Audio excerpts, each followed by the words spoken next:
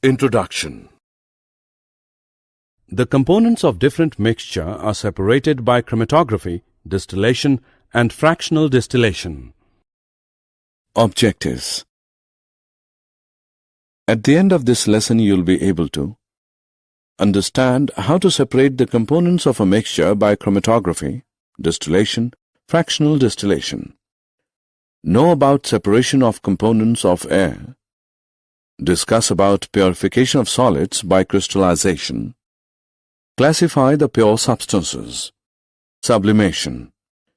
This method is used to separate a mixture of sublimable component from a non-sublimable component by heating the mixture.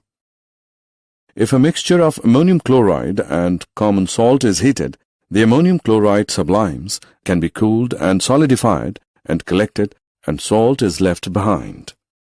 Chromatography. This method is used for separating colored components from a liquid by using a filter paper or blotting paper. Put a drop of ink near one end of a strip of filter paper and dip the end of the paper in a test tube containing water. Ink is a mixture of two or more colored components.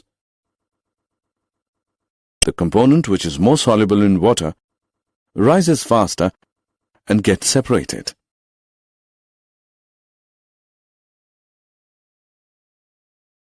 Distillation. This method is used for separating a mixture of miscible liquids by boiling the mixture and cooling and condensing the vapors. Simple distillation is used for separating a mixture of two miscible liquids having sufficient difference in their boiling points. If a mixture of acetone and water is heated in a distillation apparatus, the acetone, which has a lower boiling point than water, first boils and cools and condenses and is separated from the water. Fractional distillation. It is used for separating a mixture of two or more miscible liquids whose difference in boiling points is less than 25 K.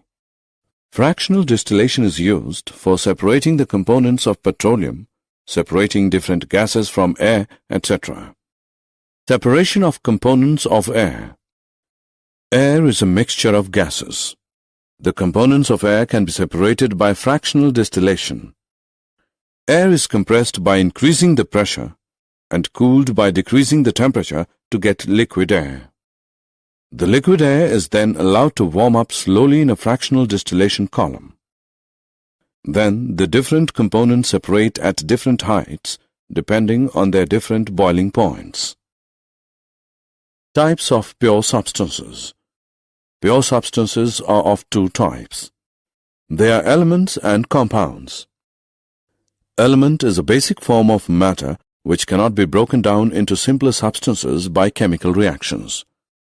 They are metals, nonmetals, and metalloids. Metals have luster, sonorous, malleable, ductile, good conductors of heat and electricity. Example: iron, aluminium, zinc, mercury, copper, silver, gold, etc. Non-metals do not have luster, malleability, ductile, sonorous, poor conductors of heat and electricity. For example, hydrogen, oxygen, nitrogen, iodine, carbon, sulfur, etc. Metalloids. Metalloids are elements which show some properties of metal and some properties of non-metals, like boron, silicon, germanium, etc. Compound is a substance composed of two or more elements chemically combined together in a fixed ratio. For example, water, carbon dioxide, sugar, salt, iron sulfide, etc. Summary. Let us summarize what we have learned. Mixtures can be separated into pure substances using appropriate separation techniques. Pure substances can be elements or compounds. An element is a form of matter that cannot be broken down by chemical reactions into simpler substances. A compound is a substance composed of two or more different types of elements chemically combined in a fixed proportion.